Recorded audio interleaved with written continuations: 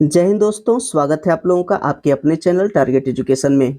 दोस्तों आशा करते हैं कि आप सभी अच्छे होंगे। दोस्तों आज मैं आप लोगों के लिए बीपीएससी शिक्षक भर्ती परीक्षा का प्रैक्टिस सेट 2 लेकर आया हूं। जी हाँ, प्रैक्टिस सेट 2 है और यह practice set IAS officer Ranjit Kumar Singh ji के द्वारा तैयार की गई है, जो कि आने वाले एग्जाम के लिए काफ़ी इम्पोर्टेंट होगा।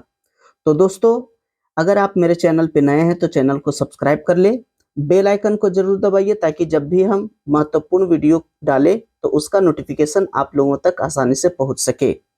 दोस्तों तो आइए शुरू करते हैं आज का पहला प्रश्न। तो इस वीडियो को शुरू से अंत तक देखें क्योंकि यह practice set IAS officer Ranjit Kumar Singh ji के द्वारा तैयार की गई है और यह जो है आने वाले एग्जाम के लिए काफ़ी महत्वपूर्ण साबित होगा। तो आइए शुरू करते हैं आज का पहला प्रश्न। यह 1 to 5 के लिए है, तो इसे देखते हैं और इसे बड़ा कर लेते हैं।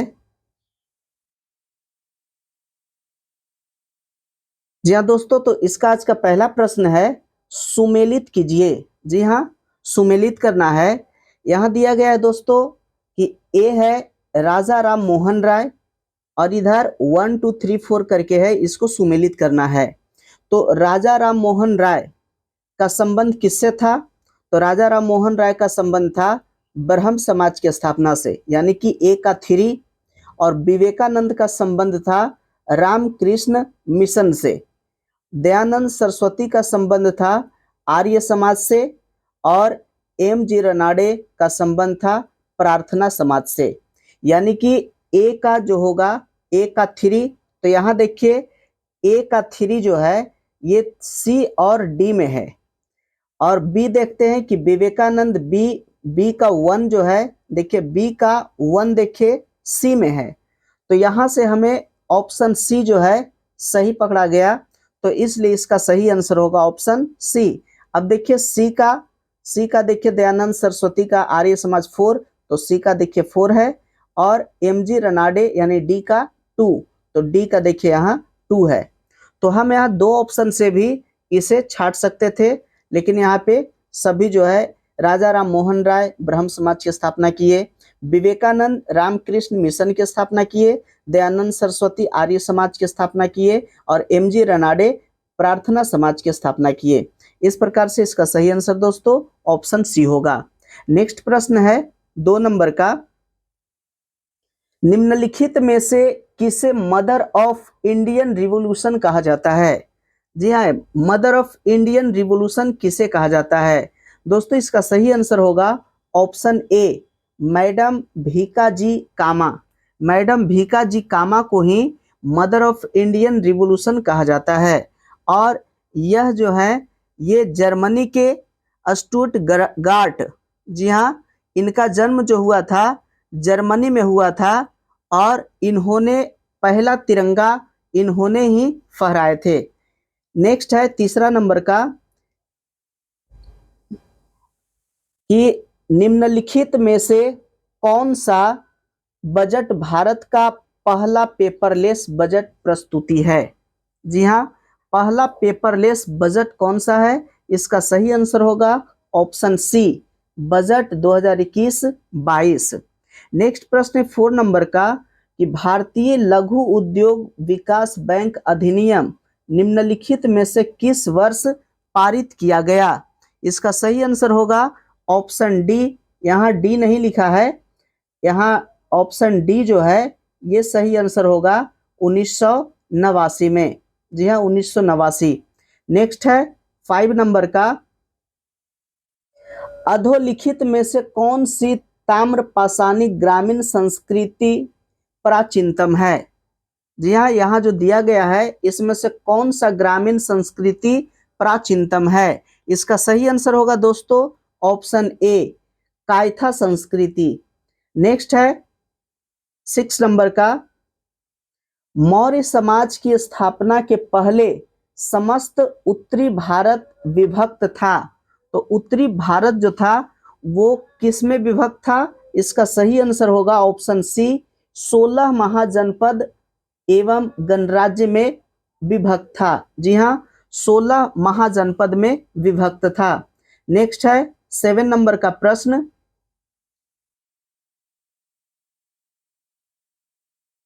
अधोलिखित में से किस लेखक की पुस्तक से कश्मीर के 12वीं शताब्दी ईस्वी के इतिहास का विवरण प्राप्त होता है? ऑप्शन दिया है बिल्हन, जलान, कालिदास, कल्हन।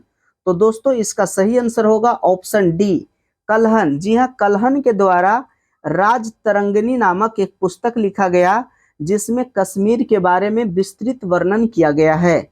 नेक्स्ट है 8 नंबर का, दिल्ली के किस सुल्तान ने सिकंदर द्वितीय या सानी की उपाधि धारण की थी? जी हाँ, इसका सही आंसर होगा अलाउद्दीन खिलजी। जी हाँ, ऑप्शन ए, अलाउद्दीन खिलजी ही दिल्ली के ऐसा सुल्तान था जिसने सिकंदर द्वितीय यानी सिकंदर ए सानी की उपाधि को धारण किया था। नेक्स्ट है 9 नंबर का प्रश्न, सुदर्शन झील का निर्माण किस शासक के काल में हुआ? जी हाँ, सुदर्शन झील, इसका सही आंसर होगा चंद्रगुप्त। जी हाँ, चंद्रगुप्त, इसलिए सही आंसर ऑप्शन सी होगा। नेक्स्ट है 10 नंबर का प्रश्न, पुष्यभूति राजवंश की वंशावली अधोलिखित किस राजा के नाम से प्रारंभ होती है? जी हाँ, पुष्यभूति का जो राजवंश है उसके वंशावली में किस राजा के नाम से प्रारंभ होता है? इसका सही आंसर होगा ऑप्शन डी, नरवर्धन। जी हाँ, नरवर्धन के नाम से शुरू होता है और यह जो है हर्षवर्धन के नाम पर समाप्त होता है।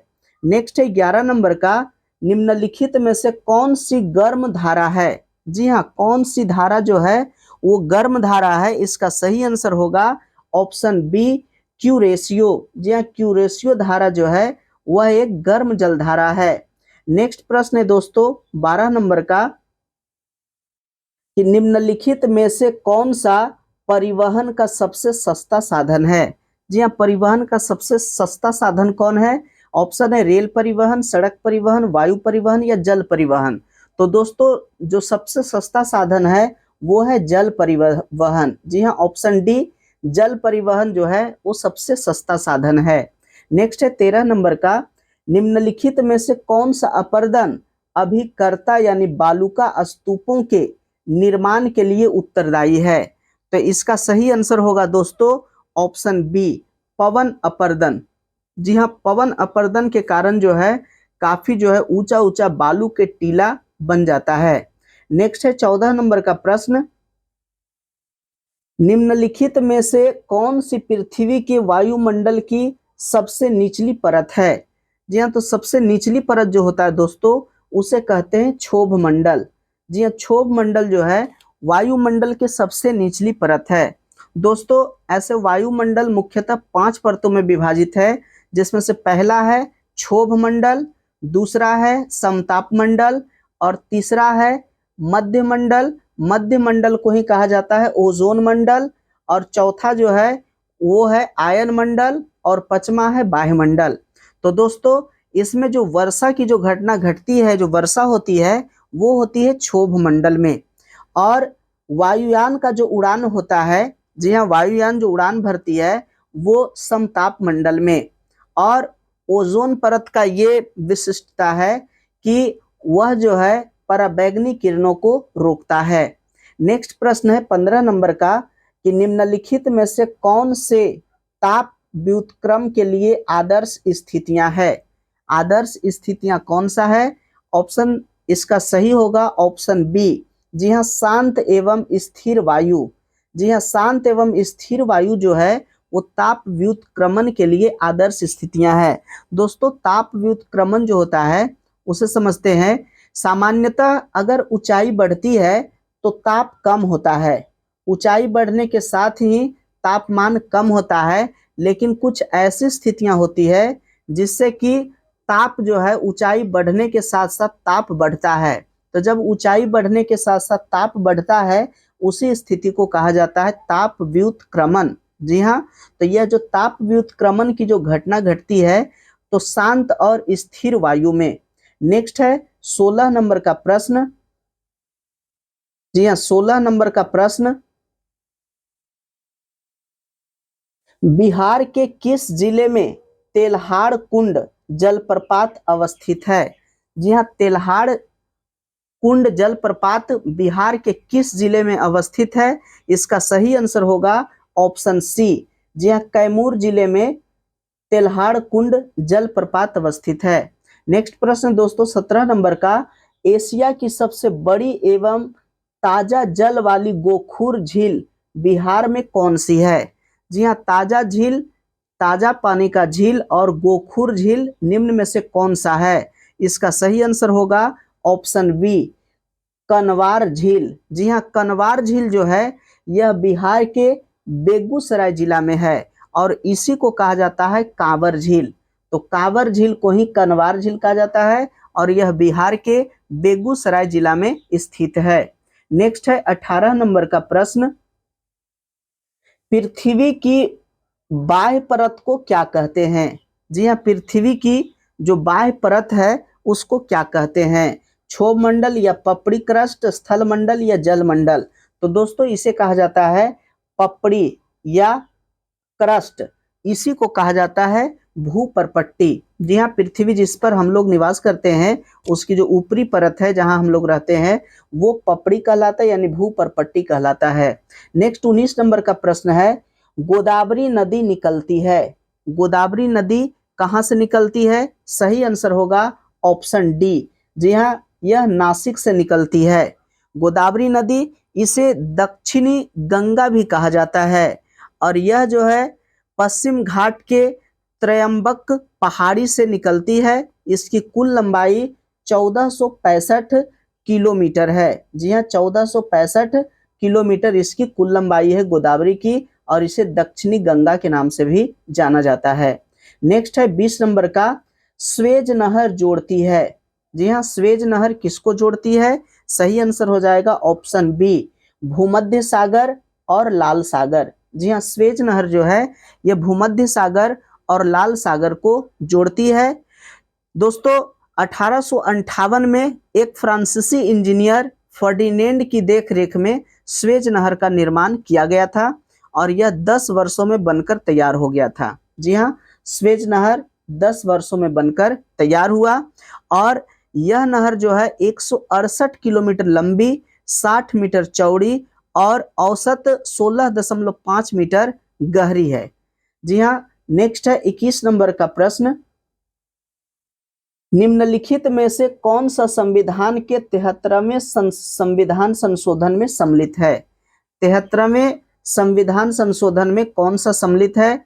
ऑप्शन दिया है, ए कहता है जिला पंचायत, बी क्षेत्र पंचायत, सी ग्राम पंचायत और डी नगर निगम। इसका सही आंसर हो जाएगा ऑप्शन ए। जी हाँ, ऑप्शन ए, यानी कि ए, बी और सी जो है 73वें संविधान संशोधन में सम्मिलित है, यानी कि जिला पंचायत, क्षेत्र पंचायत और ग्राम पंचायत, इसमें नगर निगम सम्मिलित नहीं है। नेक्स्ट है 22 नंबर का प्रश्न, भारतीय संविधान के अनुसार निम्न में से किसे अवशिष्ट शक्तियां प्रदान की गई है? जी हाँ, अवशिष्ट शक्तियां किसे प्रदान की गई है? इसका सही आंसर होगा ऑप्शन डी, केंद्र को। केंद्र को जो है संविधान के द्वारा अवशिष्ट शक्तियां प्रदान की गई है। नेक्स्ट है 23 नंबर का प्रश्न, 23 नंबर का प्रश्न, संविधान सभा का संवैधानिक सलाहकार कौन था? जी हाँ, इसका सही आंसर होगा option B, doctor B N Rao. Doctor B N Rao को संविधान सभा का संवैधानिक सलाहकार ये घोषित किए गए थे। नेक्स्ट है 24 नंबर का प्रश्न,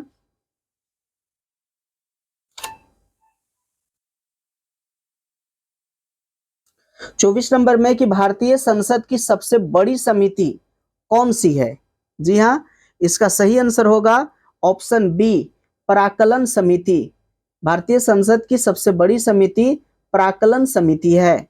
नेक्स्ट है 25 नंबर का, कि लुक ईस्ट पॉलिसी का एक्ट ईस्ट पॉलिसी में परिवर्तन कब हुआ?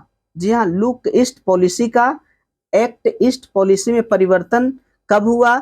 इसका सही आंसर होगा ऑप्शन सी, नवंबर 2014 में। नेक्स्ट है 26 नंबर का, उत्तर प्रदेश जमींदारी उन्मूलन और भूमि सुधार अधिनियम 1950 अंतर्निहित है। तो ये किसके, कौन से सूची में अंतर्निहित है? इसका सही आंसर हो जाएगा ऑप्शन सी, यह 9वीं अनुसूची में अंतर्निहित है। नेक्स्ट है 27 नंबर का कि हमारे संविधान में मूल कर्तव्य कब लाया गया था। जी हाँ, संविधान में मूल कर्तव्य कब लाया गया, इसका सही आंसर हो जाएगा ऑप्शन सी 1976 ईस्वी में।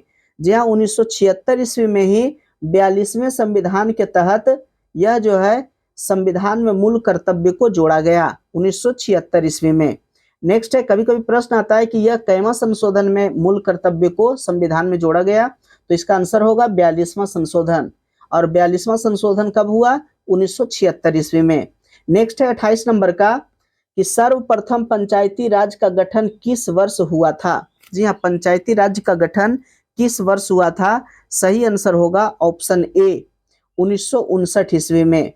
नेक्स्ट है, और ये 1959 ईस्वी में जो हुआ था, तो भारत में प्रथम बार यानी पहली बार पंडित जवाहरलाल नेहरू द्वारा राजस्थान के नागौर जिले के बगदरी गांव में 2 अक्टूबर 1959 ईस्वी को यह स्थापित हुआ था, गठन हुआ था 2 अक्टूबर 1959 ईस्वी को।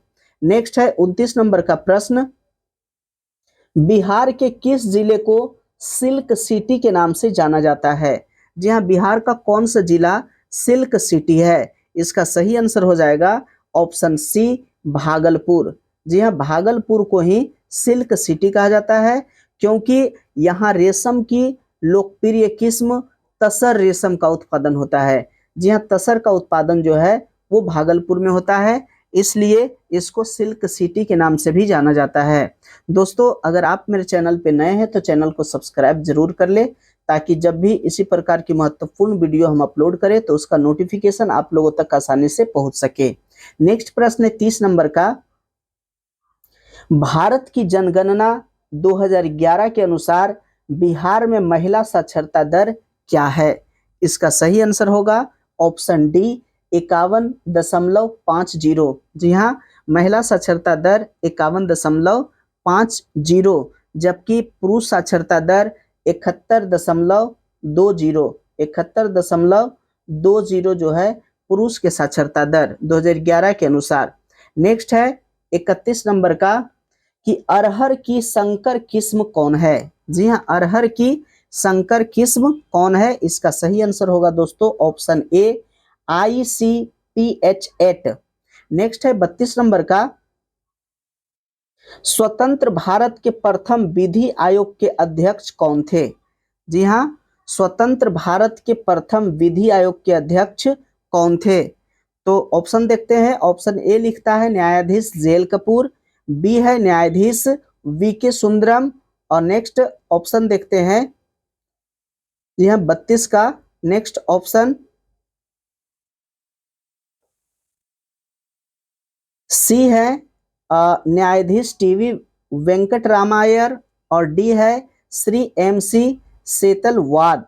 तो ऑप्शन इसका ऑप्शन डी सही है, श्री MC शीतलवाद। जी हाँ, शीतलवाद लिखना चाहिए।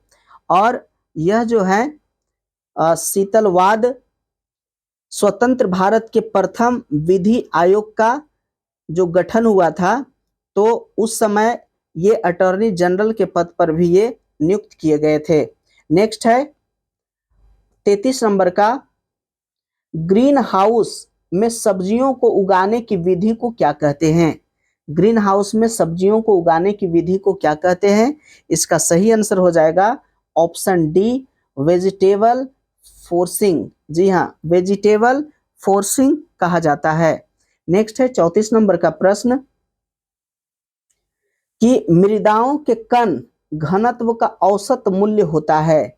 जी हाँ, मृदाओं के कण घनत्व का औसत मूल्य क्या होता है, इसका सही आंसर होगा ऑप्शन डी 2.65 ग्राम प्रति सेंटीमीटर क्यूब, इसलिए सही आंसर होगा ऑप्शन डी। नेक्स्ट है 35 नंबर का, 35 नंबर में दिया गया है दोस्तों कि निम्नलिखित में से बाग लगाने की कौन सी विधि पहाड़ी क्षेत्रों में अपनाई जाती है। जी हाँ, पहाड़ी क्षेत्रों में बाग लगाने की कौन सी विधि अपनाई जाती है, सही आंसर होगा ऑप्शन ए, जी हाँ समोच्च विधि। जी हाँ, समोच्च विधि के द्वारा पहाड़ी क्षेत्रों में बाग लगाई जाती है। नेक्स्ट है 36 नंबर का प्रश्न, पंचम सवारी ताल में कितनी मात्राएं होती है? जी हाँ, पंचम सवारी ताल में कितनी मात्राएं होती है? इसका सही आंसर होगा ऑप्शन बी, 15 मात्राएं होती है। और यह जो है कथक नृत्य के लिए यह ताल है। जी हाँ, यह कथक नृत्य का ताल है और इसी ताल पर कथक नृत्य होती है।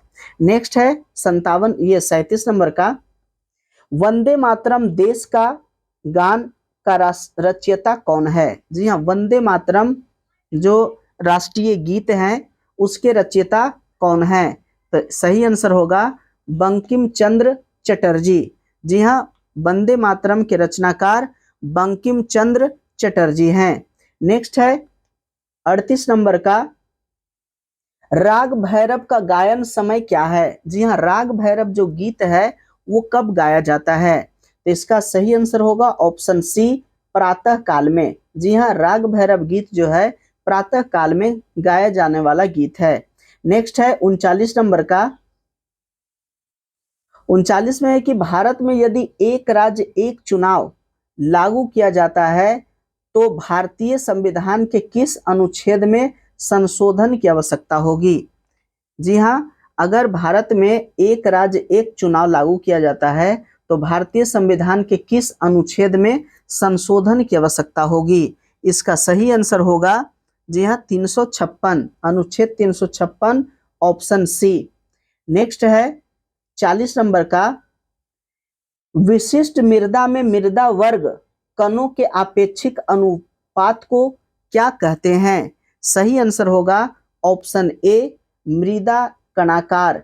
जी हाँ, मृदा कणाकार। नेक्स्ट है 41 नंबर का, कि ओलंपिक खेलों का आदर्श वाक्य क्या है? जी हाँ, ओलंपिक खेलों का आदर्श वाक्य क्या है? तो इसका सही आंसर होगा ऑप्शन ए, आल्टियस, सीटियस और फोर्टिस। जी हाँ, यह ओलंपिक खेलों का आदर्श वाक्य है जिसका अर्थ होता है तेज, उच्च और मजबूत। जी हाँ, तेज, उच्च और मजबूत होता है आल्टियस, सीटियस और फोर्टिस का। ये सही अर्थ जो होता है तेज, उच्च और मजबूत होता है। नेक्स्ट है 42 नंबर का क्वेश्चन। जी हाँ, 42 नंबर का क्वेश्चन आप लोगों के सामने,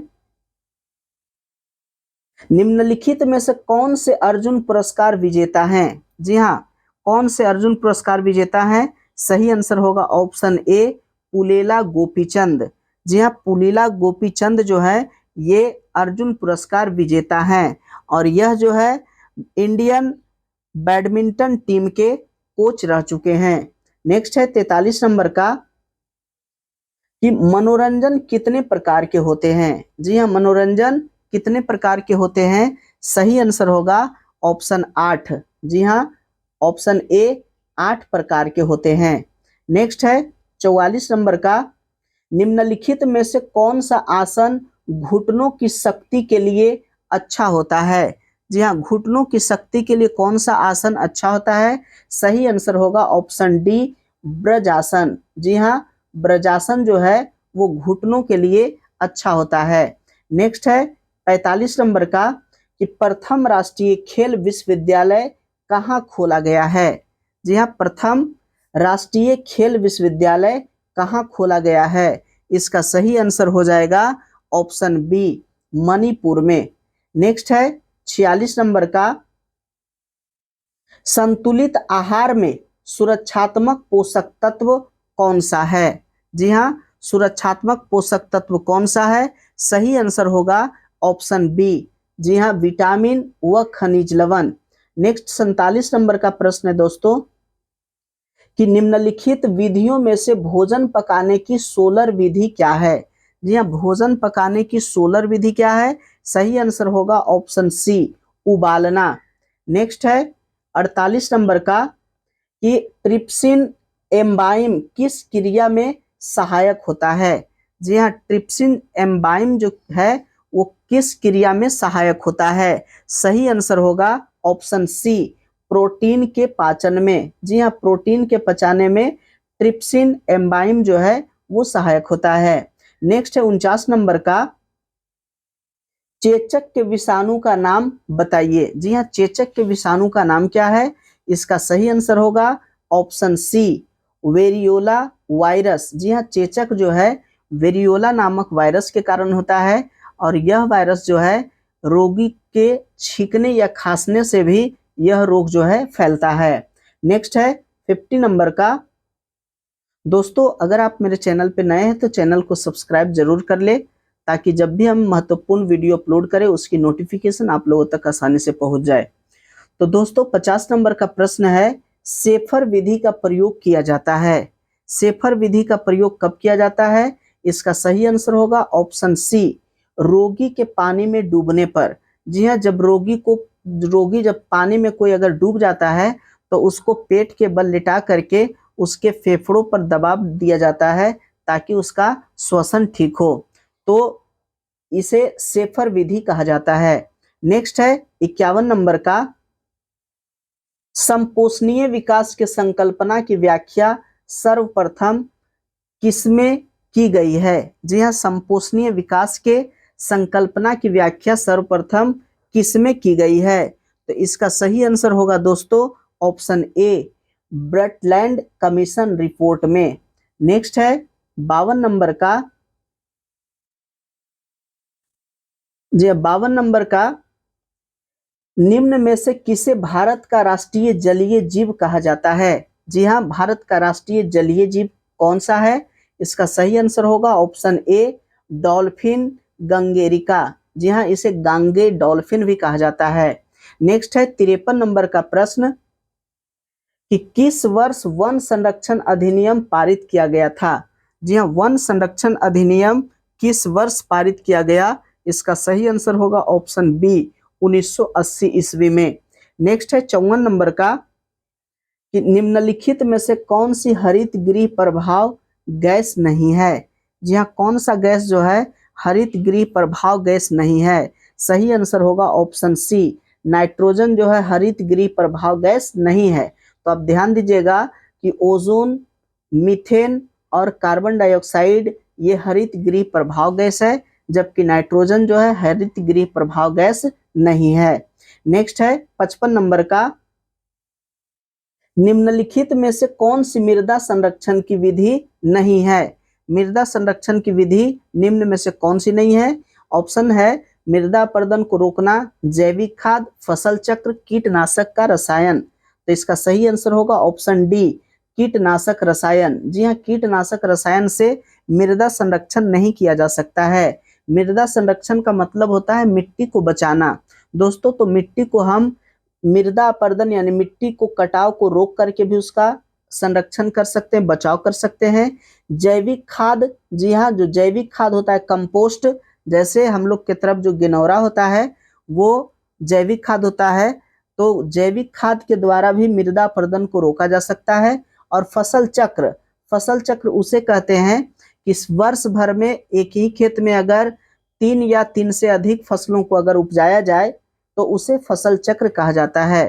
तो ऊपर के मृदा अपरदन रोकना, जैविक खाद और फसल चक्र, ये सभी जो है मृदा संरक्षण, उस मृदा को संरक्षित करता है, जबकि कीटनाशक रसायन जो है मृदा को संरक्षण नहीं करता है। नेक्स्ट है 56 नंबर का प्रश्न, सिलाई मशीन कब भारी चलती है? जी हाँ, सिलाई मशीन कब भारी चलती है? इसका सही आंसर हो जाएगा ऑप्शन सी, तेल की कमी तथा सफाई नहीं करने पर। जी हाँ, जब सिलाई मशीन में तेल नहीं डालिएगा तथा साफ सफाई नहीं रखिएगा तब वो मशीन जो है भारी चलने लगेगी। नेक्स्ट है 57 नंबर का कि वृद्धावस्था में कैल्शियम की कमी से कौन सा रोग हो जाता है?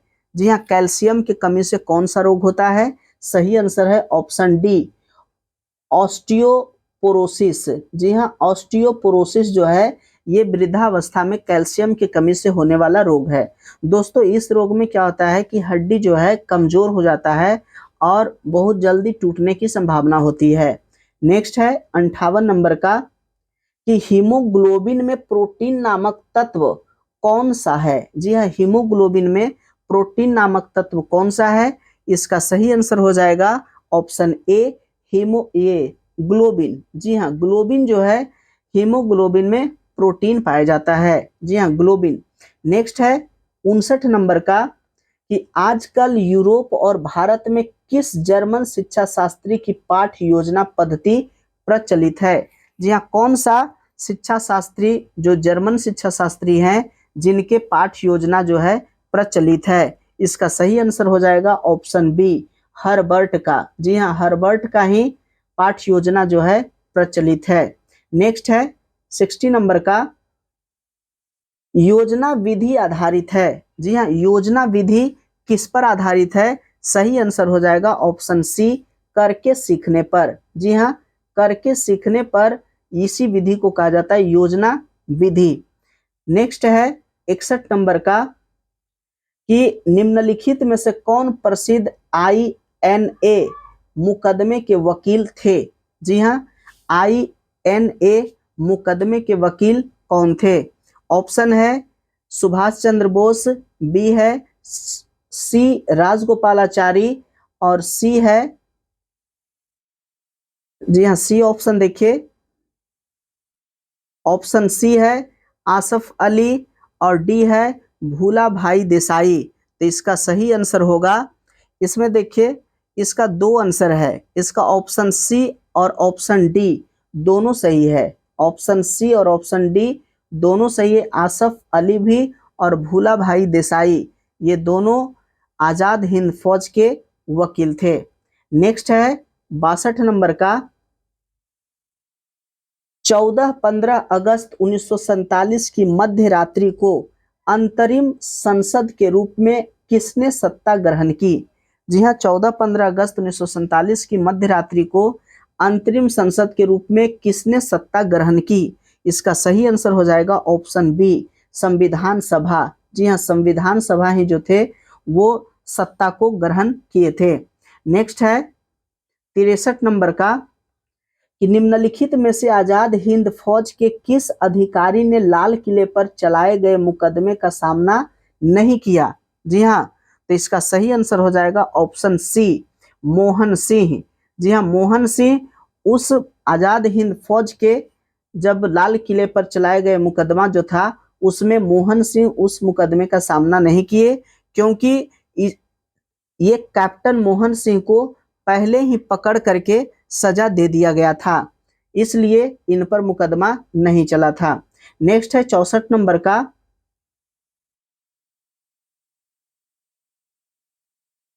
पंद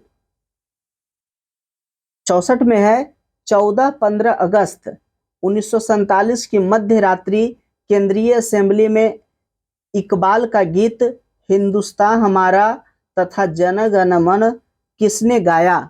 जी हाँ, तो इसका सही आंसर हो जाएगा ऑप्शन सी, सुचेता कृपलानी। जी हाँ, सुचेता कृपलानी ही सबसे पहले 14-15 अगस्त 1947 के मध्य रात्रि को ये इकबाल का जो गीत था हिंदुस्तान हमारा और जन गण मन जो ये राष्ट्रगान है, तो सबसे पहले सुचेता कृपलानी के द्वारा ही गाया गया था।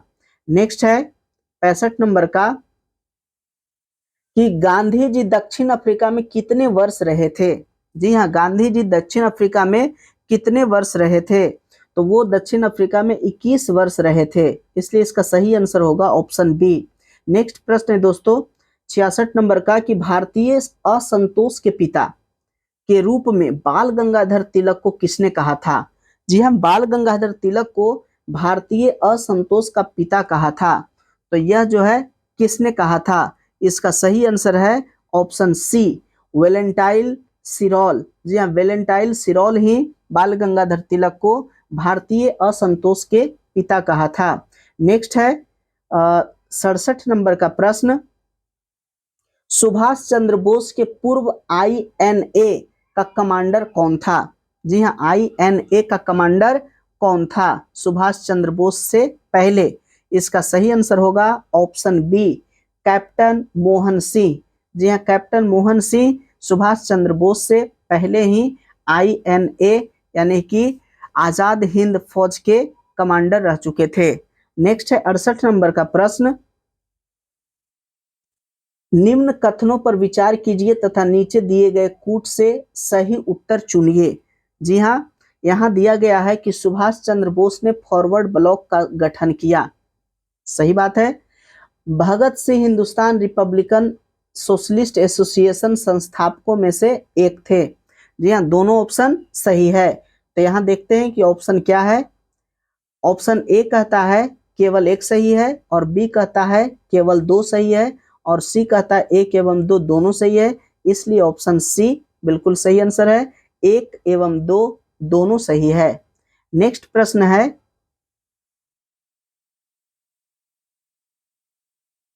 नेक्स्ट प्रश्न 69 नंबर का, महात्मा गांधी ने 1922 में असहयोग आंदोलन क्यों वापस ले लिया? जी हाँ, महात्मा गांधी 1922 में असहयोग आंदोलन को क्यों वापस ले लिए थे? इसका सही आंसर होगा ऑप्शन सी। जी हाँ, ऑप्शन सी जो है बिल्कुल सही आंसर है।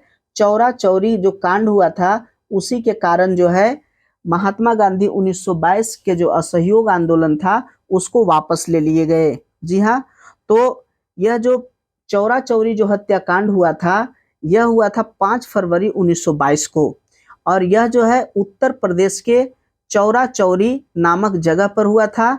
इसमें जनता के द्वारा थाना में आग लगा दिया गया था दोस्तों।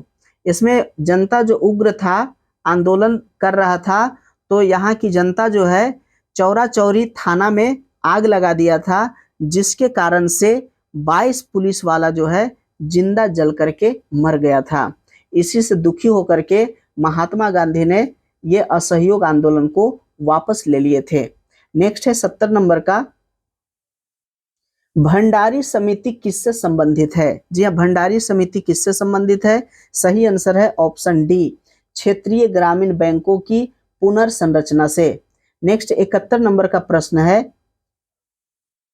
सामाजिक वानिकी में निम्न में से किस प्रकार के वृक्षों के रोपण को प्रोत्साहित किया जाता है? सामाजिक वानिकी में किस प्रकार के वृक्षों को रोपने के लिए प्रोत्साहित किया जाता है? सही आंसर है ऑप्शन डी, बहुउद्देशीय वृक्षों को। जी हाँ, वैसे वृक्ष जिसके कई उद्देश्य हो। जी हाँ, बहुउद्देशीय मतलब होता है कई उद्देश्य वाला, यानी कि जिससे फल भी मिले और लकड़ी भी मिले, तो बहुत से उद्देश्यों की पूर्ति करने वाले वानिकी, सामाजिक वानिकी में प्रोत्साहन किया जाता है। नेक्स्ट है 72 नंबर का, स्मार्ट जेल होता है। स्मार्ट जेल क्या होता है? सही ऑप्शन है ए, यानी कि एक पदार्थ जो जीवन तंत्रों की नकल है, ये होता है स्मार्ट जेल। नेक्स्ट है 73 नंबर का, कि वह कौन सा प्रथम भारतीय राज्य है जिसने प्लास्टिक की थैलियों के उपयोग पर पूर्ण रोक लगा दी है? जी हाँ, भारत का कौन सा राज्य प्लास्टिक के थैलियों के उपयोग पर पूर्ण रोक लगा दिया है? तो इसका सही आंसर होगा ऑप्शन बी, हिमाचल प्रदेश। जी हाँ, हिमाचल प्रदेश भारत का पहला राज्य है जो प्लास्टिक की थैली पर पूरी तरह से रोक लगा दी है। नेक्स्ट है 74 नंबर का, 74 नंबर का प्रश्न, वायुमंडल में कार्बन डाइऑक्साइड का प्रतिशत बढ़ जाने पर निम्न में से क्या घटित नहीं होगा? जी हाँ, निम्न में से क्या घटित नहीं होगा? ऑप्शन ए देता है पृथ्वी गर्म हो जाएगी। जी हाँ, कार्बन डाइऑक्साइड के प्रतिशत जब बढ़ेगा तो पृथ्वी गर्म हो जाएगी, ये सही है। ध्रुवों पर बर्फ पिघलेगी, ये भी सही बात है। समुद्र तट घट जाएगा, समुद्र तट घट जाएगा, ये सही नहीं है। इसलिए यह जो है ऑप्शन सी यही सही होगा कि समुद्र तट घट जाएगा, यह जो है घटित नहीं होगा। यहाँ वायु का ताप बढ़ जाएगा, ये भी सही है कि वायु का ताप बढ़ेगा, यानी इसका सही आंसर होगा ऑप्शन सी, समुद्र तट घटेगा, ऐसा नहीं होगा। नेक्स्ट है 75 नंबर का, निम्नलिखित वृक्षों में से कौन सा वृक्ष पर्यावरणीय संकट माना जाता है? किस वृक्ष को पर्यावरण के लिए संकट माना जाता है? इसका सही आंसर हो जाएगा ऑप्शन डी, यूकेलिप्टस। जी हाँ, यूकेलिप्टस को जो है पर्यावरण के लिए संकट माना जाता है। इसका मुख्य कारण यह है कि यह जो है इसका जो जड़ होता है ये काफी नीचे तक जाता है, और यह जो है इसको ज्यादा पानी की आवश्यकता होती है, और यह मिट्टी के ह्यूमस को सोख लेता है। तो मिट्टी के ह्यूमस को सोखने के कारण ही इसे पर्यावरणीय संकट माना जाता है। नेक्स्ट है 76 नंबर का, कि किसी प्रजाति को विलुप्त माना जा सकता है, वह अपने प्राकृतिक आवास से नहीं देखी गई है। यानी कि वह अपने प्राकृतिक आवास से कितने वर्षों से नहीं देखी गई है, तो इसका सही आंसर हो जाएगा ऑप्शन सी 40 वर्ष। अगर वह 40 वर्ष तक अगर दिखाई नहीं दिया तो समझा जाता है कि वह प्रजाति जो है विलुप्त हो गया है। नेक्स्ट है 77 नंबर का। यह 77 नंबर का प्रश्न है कि मानव जनित पर्यावरणीय प्रदूषक कहलाते हैं। मानव जनित पर्यावरणीय प्रदूषक कौन कहलाते हैं? इसका सही आंसर होगा ऑप्शन सी ह्यूमेलिन। जी हाँ, ह्यूमेलिन जो है वो मानव जनित पर्यावरणीय प्रदूषक है। नेक्स्ट है 78 नंबर का कि पेयजल में संख्या प्रदूषक सर्वाधिक है। पेयजल में संख्या प्रदूषक सर्वाधिक कहाँ है? इसका सही आंसर हो जाएगा ऑप्शन बी कानपुर में। जी हाँ, सही आंसर कानपुर। नेक्स्ट है 79 नंबर का। 79 नंबर में कहता है कि शहरीकरण के बढ़ते स्तर के अनुसार बिहार के निम्न जिलों का सही क्रम चुनिए। बिहार के जो नीचे दिए गए जिलों हैं उसमें से कौन सा जो है सही क्रम है बढ़ते स्तर के, शहरीकरण के बढ़ते स्तर के अनुसार? इसका सही आंसर हो जाएगा ऑप्शन ए। जी हाँ, नालंदा। नालंदा से ज्यादा शहरीकरण मुंगेर में है और मुंगेर से ज्यादा शहरीकरण पटना है, तो यह बढ़ते क्रम इसी प्रकार का होगा। नेक्स्ट है 80 नंबर का। दोस्तों अगर अभी तक मेरे चैनल को सब्सक्राइब नहीं किए तो सब्सक्राइब कर ले और बेल आइकन को जरूर दबाइए ताकि इसी प्रकार की महत्वपूर्ण वीडियो की नोटिफिकेशन आप लोगों तक पहुंच सके। नेक्स्ट है 80 नंबर का कि औद्योगिक मलबे से सर्वाधिक रासायनिक प्रदूषण होता है। तो किससे जो है सबसे ज्यादा रासायनिक प्रदूषण होता है? तो चमड़ा उद्योग से। जी हाँ, चमड़ा उद्योग से सबसे ज्यादा औद्योगिक प्रदूषण होता है, इसलिए सही आंसर है ऑप्शन ए। नेक्स्ट है 81 नंबर का। विश्व की हरित गृह गैसों में भारत का अधिभाग कितना है? जी हाँ, हरित गृह गैसों में भारत का अधिभाग कितना प्रतिशत है विश्व में? तो इसका सही आंसर होगा ऑप्शन डी 5%। भारत जो है वो 5% हरित गृह गैसों में भारत का स्थान 5% है। नेक्स्ट है 82 नंबर का। वह विकल्प चुनिए जो बिहार की 7 निश्चय भाग 2 योजना का हिस्सा नहीं है। जी हाँ, बिहार की 7 निश्चय भाग 2 योजना का हिस्सा निम्नलिखित में से कौन नहीं है? तो इसका सही आंसर हो जाएगा ऑप्शन डी सभी के लिए वायु मार्ग। यह 7 निश्चय योजना में शामिल नहीं है। तो बिहार की जो 7 निश्चय भाग 2 योजना है दोस्तों, वह 7 निश्चय योजना है, जिसमें पहला है, जी हाँ, ये इसमें 3 दिया गया है, युवा शक्ति, बिहार की प्रगति, सशक्त महिला, सक्षम महिला और हर खेत में सिंचाई का पानी। इसके अलावे जो 4 और है वह है स्वच्छ गांव समृद्ध गांव, 5वां है स्वच्छ शहर विकसित शहर और 6ठा है सुलभ सतर्कता सुलभ संपर्कता और 7वां है सबके लिए अतिरिक्त स्वास्थ्य सुविधा। तो ये है बिहार सरकार के 7 निश्चय भाग 2 योजना, जिसमें कि सभी के लिए वायु मार्ग यह जो है 7 निश्चय में शामिल नहीं है। नेक्स्ट है 83 नंबर का। निम्नलिखित में से किसका पारिस्थितिकी संतुलन से संबंध नहीं है? जी हाँ, पारिस्थितिकी तंत्र से कौन है जो संबंध नहीं रखता है? इसका सही आंसर हो जाएगा ऑप्शन सी औद्योगिक प्रबंधन। जी हाँ, औद्योगिक प्रबंधन का पारिस्थितिकी संतुलन से संबंध नहीं है। नेक्स्ट है 84 नंबर का। 84 नंबर का यहां दिया गया है कि पर्यावरण से अभिप्राय है। पर्यावरण से क्या अभिप्राय है? तो कहता है कि ऑप्शन ए कहता है कि भूमि जल वायु पौधों एवं पशुओं को प्राकृतिक दुनिया जो इनके चारों ओर अस्तित्व में है, ये सही बात है।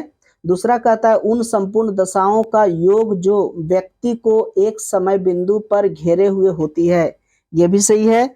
भौतिक जैविकीय एवं सांस्कृतिक तत्वों की अंतः क्रियात्मक व्यवस्था जो अंतः संबंधित होते हैं।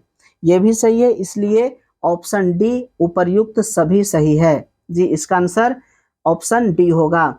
नेक्स्ट है 85 नंबर का,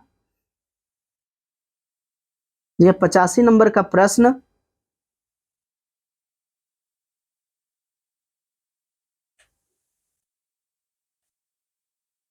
पर्यावरण अपकर्ष से अभिप्राय क्या है। जी हाँ, पर्यावरण अपकर्ष से अभिप्राय क्या है, इसका भी ऑप्शन डी सही होगा, यानी कि उपर्युक्त सभी। पर्यावरणीय गुणों का पूर्ण रूप से निम्नीकरण, मानवीय क्रियाकलापों से विपरीत परिवर्तन लाना, और सी है पारिस्थितिकीय विभिन्नता के परिणाम स्वरूप पारिस्थितिकी असंतुलन। तो ये सभी ऑप्शन सही है, इसलिए इसका सही आंसर होगा ऑप्शन डी। नेक्स्ट है 86 नंबर का, भूमंडलीय ऊष्मन की आशंका किसकी बढ़ती हुई सांद्रता के कारण बढ़ रही है। तो इसका सही आंसर हो जाएगा ऑप्शन डी। जी हाँ, कार्बन डाइऑक्साइड की सांद्रता के कारण। नेक्स्ट है 87 नंबर का, कि किसी जल क्षेत्र में बीओडी की अधिकता संकेत देती है कि उसका जल, जी हाँ, उसका जल कैसा है। इसका सही आंसर होगा ऑप्शन सी, सीवेज से प्रदूषित हो रहा है। जी हाँ, सीवेज से प्रदूषित हो रहा है। अगर किसी जल क्षेत्र में बीओडी की अधिकता संकेत देती है, बीओडी का मतलब होता है बायोलॉजिकल ऑक्सीजन डिमांड। जी हाँ, जहाँ बायोलॉजिकल ऑक्सीजन डिमांड का संकेत मिलता है, उससे पता चलता है कि सीवेज से प्रदूषित हो रहा है। नेक्स्ट है 88 नंबर का, कि धूल प्रदूषण रोकने के लिए उपयुक्त वृक्ष है। जी हाँ, धूल प्रदूषण को रोकने के लिए कौन सा उपयुक्त वृक्ष है। इसका सही आंसर होगा ऑप्शन सी, पॉपुलर वृक्ष। जी हाँ, पॉपुलर नामक वृक्ष जो है वो धूल प्रदूषण को रोकता है। नेक्स्ट है 89 नंबर का, कि मानवीय जनसंख्या के श्रेष्ठतर जीवन यापन के लिए निम्न में से कौन सा कदम सर्वाधिक महत्वपूर्ण है। इसका सही आंसर होगा ऑप्शन ए, वन रोपण। जी हाँ, वन रोपण के द्वारा जो है जीवन को श्रेष्ठ बनाया जा सकता है। नेक्स्ट है 90 नंबर का, कहता है कि ग्रीन हाउस गैसों के उत्सर्जन में जिस देश का सर्वाधिक योगदान है वह कौन सा है।